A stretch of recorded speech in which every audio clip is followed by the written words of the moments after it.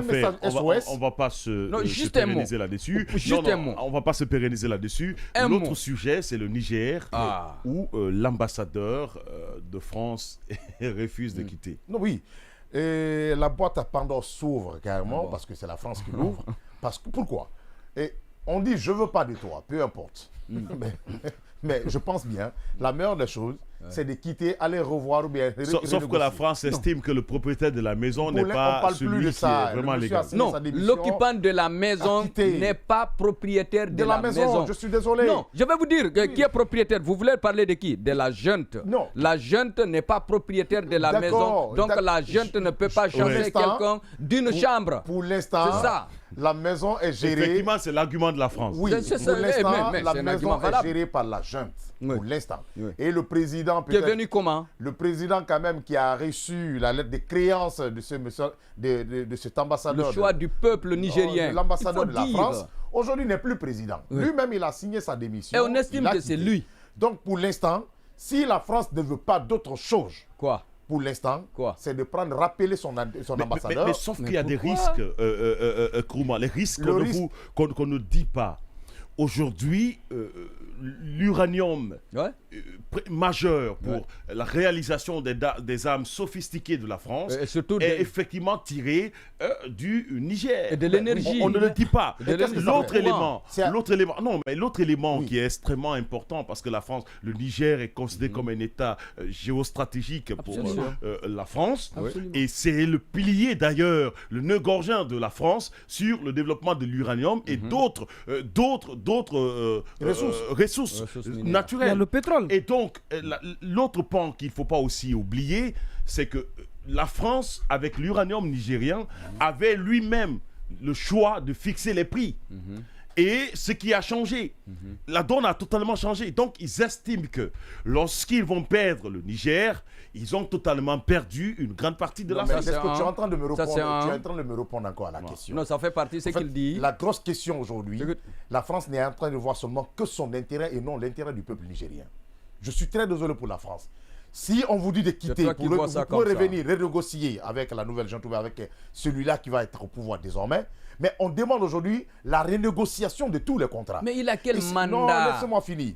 Essayez de voir dans tous les pays aujourd'hui où il y a eu quel mandat du peuple? Mais il faut être logique. Pourquoi ce sentiment anti-français s'installe? Parce que exactement, c'est la gestion de ces ressources-là aujourd'hui qui n'est pas gérée par ces pays et qui sont en connivence avec ces présidents qui étaient là.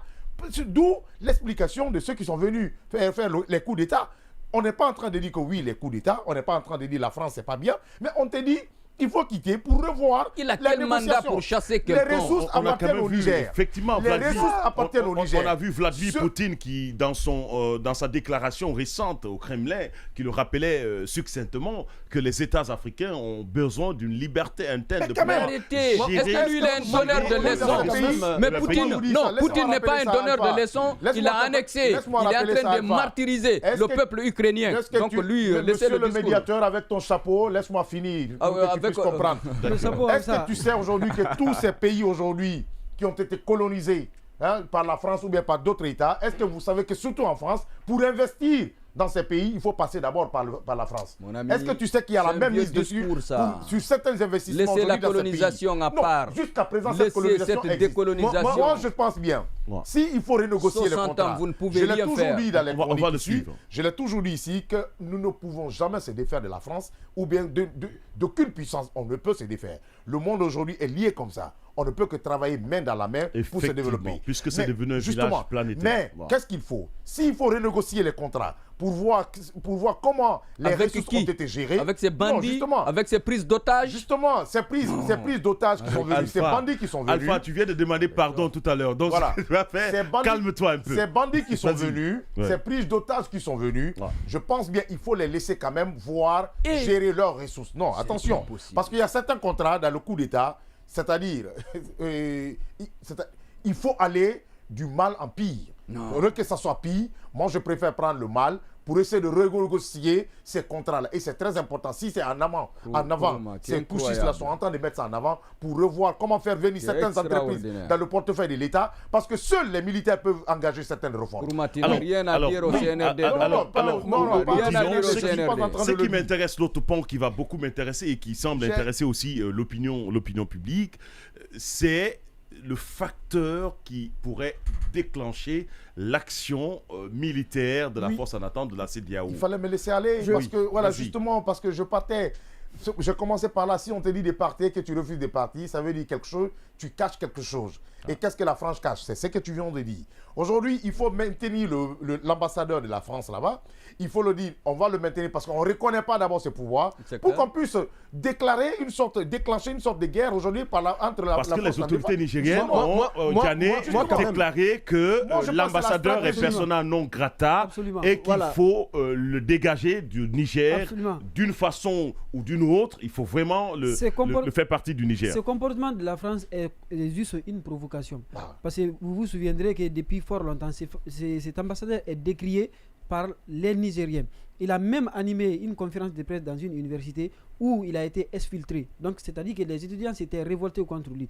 Et je crois bien que c'est à l'issue de cela que même le leader du mouvement qu'on appelle là-bas le M60, n'est-ce pas, avait été interpellé par les autorités. Et ce n'est qu'à l'arrivée de Tiani au pouvoir qu'il a été libéré et donc a repris fonction. Donc, en estimant la liberté de ces et également aussi l'expansion de ce mouvement aujourd'hui sur qu'on appelle l'actualité, disons, dans le processus de transition, il va sans dire aujourd'hui, il a même menacé. La réalisation pourrait bien nous servir les images parce qu'il y a la marche au Niger où les dames, les femmes sont dans les rues qui réclament le départ de l'armée de la France. Également. Donc non seulement de l'ambassadeur, non pas du tout, de l'ambassadeur, mais également aussi de l'armée française. Pas du tout. Tu sais, on peut dire qu'on a manipulé 2, 3, 4, 100, 200, mais des centaines de personnes, c'est tout à fait. Lorsqu'il s'agit aujourd'hui, on ne peut pas manipuler tout le monde à la fois. Ce mouvement appelé le M60 est aujourd'hui, en quelque sorte, le Front national de la défense de la transition, donc du côté de Niamey, qui mobilise les jeunes, qui mobilise les femmes. Donc même, je crois, j'ai entendu qu'on appelle le leader dire que après l'expiration du délai, le délai de 48 heures, n'est-ce pas, qu'ils vont obligatoirement aller déloger l'ambassadeur. Mais ils ont donné les instructions. Hier déjà, ils ont donné les instructions de faire partir l'ambassadeur de... Non, l'État nigérien une menace. Demande de faire partir l'ambassadeur de gré. Alors, à l'issue de ça, hier, dans l'après-midi, il y a la CEDEAO qui a quand même décidé, à l'issue de la décision de la France, de répondre effectivement à ces agissements, a décidé d'activer et pour aller effectivement vers une invention de l'État nigérien. Non, pas une invasion, une intervention militaire. C'est une invasion, ça. Non, c'est une intervention. C'est une intervention. Je crois c'est l'organisation sous-régionale. Le Niger a souscrit. L'intervention militaire de la CEDEAO qui tente quand même à sanctionner le Niger. Je crois l'avoir... Qu'aujourd'hui, l'invasion de la France... Non, pas l'invasion. Non, s'il te plaît. Non, attends. La France n'est pas africaine. Vas-y. La CEDEAO, c'est une invasion. Le Niger... Pardon, on va s'écouter. Je crois l'avoir dit au moins une fois dans ce studio que nos institutions, qu'elles soient sous-régionales ou régionales, ne peuvent pas se bouger à elles seules. Il faut qu'elles soient accompagnées par les partenaires occidentaux, notamment la France et les États-Unis. C'est pas un crime. Et c'est ce chemin qui est en train de se dessiner. Ça, c'est pas un accompagnement. Non, sortez dans ça. Non, c'est pas un accompagnement. Ce comportement quand même, avant de parler de la CEDEAO, ce comportement que la France est en train de mettre en avant c'est un comportement indélicat, c'est impoli de la part de la France diplomatiquement. Oui, c'est ça, c'est impoli. Retire son mot. Mais c'est grave ce que tu dis. Pour tous les États au monde, à commencer par la France, jusqu'au plus petit État au monde, il y a quand même des principes qui sont consacrés par la Charte de la Nations Unies. Parmi lesquels, c'est ce qui vous retarde. C'est que vous êtes bourré de cette philosophie, de cette théorie. Sauf que, Odilon, Sauf Odilon, lorsque le Vous Niger validez le coup d'État décide avec non, on n'est pas en train de valider. avec force de renvoyer l'ambassadeur de France, il s'oppose effectivement à la logique de la Convention de Vienne. Il y a un précédent. C'est là où j'allais en venir. L'article 9, n'oublie pas du tout. Parce que moi, je veux d'abord partir des principes. Le principe du droit des peuples à disposer d'eux-mêmes et le principe de la non-ingérence dans les affaires intérieures d'un État, qui sont consacrés même par la Charte des Nations Unies. Premièrement, quand on prend la Convention de Vienne sur les relations diplomatiques, l'article 9 est très clair. L'État accréditeur peut à tout moment, et sans avoir à motiver sa décision, informer l'État accréditant que le chef ou tout membre du personnel diplomatique de la mission est persona non grata. C'est le cas en Espagne avec cet ambassadeur-là. Je pense que la France... Il faut lire. Tout ça, c'est une théorie. C'est une philosophie. Je souhaiterais que nous ne fassions pas comme les autres. Parce que c'est vraiment de l'analyse que j'ai envie qu'on puisse faire. Et l'analyse qu'on est en train de faire, c'est pas de la théorie. Le monde alpha est fondé sur cette convention. Les relations entre les États sont fondées sur cette convention. Je reviens sur cette disposition de l'article 9 de la Convention de Vienne sur les relations diplomatiques. L'État accréditeur peut, à tout moment et sans avoir à motiver sa décision, informer l'État accréditant que le chef ou tout autre membre du personnel diplomatique de la mission est persona non grata ou que tout autre membre du personnel de la mission n'est pas acceptable. On a dit l'État, on n'a pas dit la junte. L'État accréditant rappellera alors la personne en cause ou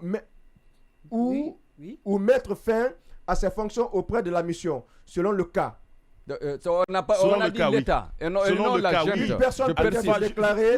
Alpha, il y a Madjouba qui me dit de te dire d'arrêter d'interrompre les gens. Merci Madjou. Merci. Continue. Une personne peut être déclarée non grata ou non acceptable avant d'arriver sur le territoire de l'État accrédité. Donc, cette disposition elle est bien claire. Je pense que c'est sur le fondement de cette disposition-là que les nouvelles autorités du Niger ont pris la décision d'expulser Sauf que c'est qu'il ne faut pas oublier, lorsque l'on a décidé de contracter un partenariat comme ce partenariat entre l'État français et l'État nigérien, il y a des bases solides qui sont effectivement placées. Alors, lorsque l'on décide de dire que l'ambassadeur de l'État français n'est pas est considéré comme persona non grata, il faut que d'ailleurs ce soit justifié, parce que n'oublie pas...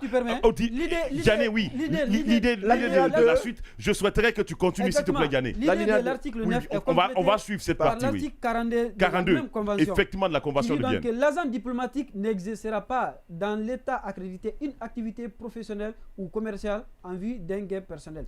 Donc, ce qui voudrait dire que désormais, à partir du moment où la personne est déclarée persona non grata, il perd non seulement ce qu'on appelle ses immunités diplomatiques, les avantages, tous les privilèges. Il devient un individu simple, citoyen, et c'est à l'État accréditeur. Mais est-ce que le fait partir avec force n'est pas aussi une violation de la Convention de Vienne? Non, pas forcément. L'article 9 et 42 sont clairs là. Moi, je pense que cet ambassadeur ici, cet ambassadeur est en quelque sorte l'agneau sacrifié de la France aujourd'hui. Moi, je pense pour déclencher une action militaire. Si c'est du côté du départ des éléments, c'est-à-dire de la France ou bien des citoyens français d'un pays, mais le Mali a fait partie au moins de la troupe française quand même. Mais il n'y a pas eu quand même. Et même l'ambassadeur français au Mali. Vous avez vu les discours. L'ambassadeur du France. Vous avez vu les discours maliens. Non, on a vu les discours maliens quand même contre la France. Donc, si aujourd'hui le Niger pense que l'ambassadeur qui est aujourd'hui, je ne suis pas en train de dire, Alpha Ba pour te mettre à l'aise, on n'est pas en train de dire que nous sommes en train de soutenir quand même un coup d'État, mais nous sommes en train de te dire, pour l'instant, ceux qui sont en train de gérer ce coup d'État, ce pays, ne veulent pas voir ses partenaires aujourd'hui, qui est le diplomate français. On ne veut pas le voir pour plusieurs raisons. Mais le partenaire estime qu'il ne peut pas quitter. Oui, je peux maintenant. Le partenaire refuse pour quelle raison? C'est pas son pays. Pour quelle raison? Comment vous pouvez demander ça? Non. Très bien, la raison c'est simple. C'est comme si moi, continuez votre philosophie, après vous me donnez la parole. Dans ta famille, Desco, c'est comme si dans ta famille, vous êtes en guéguerre entre sœurs et frères, et que c'est le voisin qui dit, c'est le voisin qui te dit qu'il va venir s'ingérer dans vos affaires familiales. Je suis désolé. Aujourd'hui, ces problèmes, ça se trouve entre les Nigériens. Aujourd'hui, on a enlevé Bazoum au pouvoir. C'est la junte au pouvoir. Mais pour l'instant, l'étranger qui est là, qui est partenaire, on te dit, pour l'instant, on ne veut pas te voir. Mais moi, je pense bien. Le bon sens voudrait que la France accepte quand même de faire partie son ambassadeur, que la France essaie d'accepter au moins... En tout cas, c'est chaud sur que la France la plateforme. Il y a Demzel, chef, qui dit mais laissez Alpha rebondir, il doit parler. Donc on te laisse parler. Merci. Pas de problème. Vous avez lu des discours, des philosophies, je ne sais pas quoi. Des conventions. Je vous donne... Fais ta philosophie alors dessus. Merci. Voilà. Laissez-moi philosopher moi aussi. Mais comment tu c'est simple. La convention de Vienne de philosophie? Non, c'est une philosophie, parce que ça ne tient pas. Fais ton billet dessus. Mon ami. Merci. Je commence là où Kourouma vient de terminer. Le Mali. La force, c'est pas MINUSMA, Barkhane, a quitté sans problème. Oui. Pourquoi ces gens-là aussi ne respectent pas cette procédure? Un. Deuxièmement, c'est une maison. Non, laissez-moi finir. Je rappelle que l'ambassadeur de France à Bamako avait été infusé. On a demandé de quitter le pays. Ils sont partis. Ils veulent Mais pourquoi au Niger? Non, attendez. Non, aussi l'autre aspect, Alpha. Non, je veux te rejoindre en fait sur un aspect. Un aspect, c'est que lorsqu'on doit déclarer un ambassadeur persona non grata, il faut que cela soit motivé. N'oublie pas. Il n'est pas obligé. Cela soit motivé. Non, l'État accréditaire n'est pas obligé de cela oui, Odilon peut-être doit être adressé à l'État accréditant. On n'a plus besoin de votre diplomate, qu'il s'en aille. C'est point barre. Odilon ne comprend pas. Il est ancré dans cette philosophie. Je ne suis pas juriste. Quand on dit l'État, qui a ratifié des conventions quand même. On ne dit pas la junte. Je vous donne une explication simple. Vous savez pourquoi? Diane, permets-moi juste. Vas-y, Alpha, oui. C'est comme s'il y a une maison ici. Quelqu'un vient te déloger, un bandit qui sort de nulle part. Non, parce que c'est pas un bandit, la chose c'est pas un bandit. C'est un membre de la famille. On va l'écouter. Voilà. J'ai dit, oui. Donc prenons, un membre de la famille. Un membre de la famille. Je donne un exemple, explication simple, terre à terre, français facile. D'accord. Allons-y. Dans ta famille, vous êtes au nombre par exemple de 5 garçons. Oui. Maintenant, un seul de tes petits frères ou bien frères vient déloger tous les autres. Oui, si, il n'y a pas une bonne gestion. Non, attendez. Alpha, n'oubliez pas de nous envoyer bonne manière vos messages au 623 30 26 41. Alpha continue, pardon. Merci. Kourouma, français facile. Si mon petit frère pense que je suis en train d'amasser tout... Comment est-ce que tu vas faire? Non, laisse-moi non. Si je bouffe tout l'argent des locataires, si je prends tout ce qu'on donne pour le loyer, moi je bouffe seul. Il a compris là où je vais. Il a compris là où je vais en venir. Explication terre à terre. Vous êtes au nombre de 5 garçons dans la famille. Il y a un seul qui vient déloger les 4 autres. Il dit la maison là, c'est pour moi. Je vais décider ce que je veux ici. Est-ce que vous allez comprendre ça? Donc c'est comme ça la junte là. C'est un groupe de bandits, de prises d'otages qui sont venus déloger et caporaliser les institutions et toutes les lois de la République nigérienne que je respecte, que j'aime beaucoup. C'est pourquoi je porte même ce truc Aoussa. C'est pour dire que je suis. Tu n'es pas le seul. Alpha, merci. Alors, moi, je veux bien te poser une question à l'issue de ton. Non, mais ce que tu viens de raconter. Ok, tu n'as pas fini. Continue alors. Tu t'es jeté sur la clôture. Non, continue. Donc, est-ce que cela est possible? Par exemple, tu avais un locataire dans cette maison. Ton petit frère, il vient, il déloge tout le monde. Est-ce que le locataire, c'est pas chez lui. Non, attention. Alors. Mais c'est ce petit-là. C'est toi qui as envoyé le locataire là dans la maison. C'est mon papa qui l'a envoyé, je lui dirai. Non, je dis c'est toi. Non, c'est pas mon papa. Non, c'est pas le papa.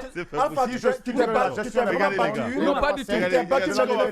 Tu t'es vraiment battu, mais tu ne peux pas arriver. Dis-donc, ce qu'on va faire. On t'a laissé partir, mais tu attends de glisser. On a envie de poursuivre avec ce débat, mais ce qui reste évident, ce sont des griefs que nous sortons pour en fait démontrer combien de fois la situation elle est autant compliquée à expliquer. Mais lorsque vous êtes au Niger et que vous voyez ce qui est en train de se passer, rapidement, le sixième sens de ton histoire va rapidement revenir. Mais sauf que derrière, l'autre question qu'on va se poser, c'est un fils de la famille. Il a tous les droits, les mêmes droits que toi. Alors, lorsqu'il estime, maintenant la question que je pose aussi, c'est le premier fils de la famille, qui est normalement l'héritier dans les États africains que nous considérons, qui décidait de déloger, quelle est la conduite que va tenir les autres frères dans ton histoire. l'histoire. Et tu sais que la conduite que tiendra les autres frères, surtout chez nous, toi-même, tu sais ce que ça veut dire. Le grand frère a la voix au chapitre. Lorsqu'il parle, tout le monde s'aligne. C'est le même truc sur les forestiers, c'est le même truc sur les autres. Alors, est-ce que, dans pareilles circonstances aujourd'hui, la France n'est pas en train de créer un précédent dont l'histoire retiendra pour tout le temps? Vous savez, c'est simple. Prenons chez nous. Si le grand frère, l'aîné, l'héritier, il est en train de glisser, nous, petits frères, on va dire, grand frère, vraiment, on s'excuse très fort. Que l'intervention de la France. Tu as pris l'exemple chez l'intervention de la France. Sauf que je veux qu'on vienne sur la réalité. Sauf que l'intervention de la France. C'est le voisin au Niger, aujourd'hui, qui sera impacté? C'est la population nigériane. La première victime. Quel est le pays qui va connaître de l'impact? C'est le Niger. Pas le Niger seulement, même les voisins. Ouais. Même les voisins. Tu es quand même d'accord avec moi. On a vu la destruction. On a vu la destruction de la Libye, même si c'est pas les mêmes situations. Mais qui a parlé d'intervention militaire? Qui a créé la pagaille? En fait, c'est lui qui est venu. Ce que je veux te dire, pour moi, dans ma logique conceptuelle, l'Afrique a droit à cette liberté. L'Afrique a le droit de disposer de toutes ces ressources possibles que ce soit. L'Afrique a la responsabilité de conduire les destinées des États. Alors, derrière, on a une force en attente, un contingent, disons, presque, parce qu'il y a plus de 1500 Français, des militaires français qui sont sur le territoire d'un autre pays, et parce que simplement ils ont des intérêts. Et moi, je crois que derrière, hier, sur France 24, j'étais en train de suivre effectivement ce débat, mais c'est quand même la question géostratégique qu'il faut rapidement rappeler. On a envie vraiment de poursuivre ce débat sur le Gabon, mais si nous poursuivons, sur le Niger, si nous poursuivons, on va forcément perdre en temps. Ce que nous appelons aux Africains, c'est vraiment à l'unité, et sincèrement, les États. Donc, on a vu comment le Niger est en train de demander à ce qu'il n'y ait pas d'accès pour les États qui veulent faire la grève, des ressortissants des États qui souhaitent faire la guerre avec le Niger, qui sont attaqués le Niger, de ne pas recevoir des ressortissants venant de ces États. Et ça, c'est un sérieux problème sur le principe de la libre circulation des personnes et de leurs biens dans la sous-région. Ça, c'est inévitable. C'est un véritable problème. Et donc, on va effectivement suivre l'évolution de la situation, la crise au Niger. Mais ce qui reste évident, après le Niger, si la France réussit, ça sera le Burkina Faso. Après le Burkina Faso, ça sera le Mali. Après le Mali, certainement, ça sera la Guinée. Mais la Guinée, ça ne va pas arriver parce que le colonel Mamadi Doumbouya est un fils de la France. Ça, c'est un autre problème qu'il faut rapidement rappeler. Alors, ce qui va nous envoyer...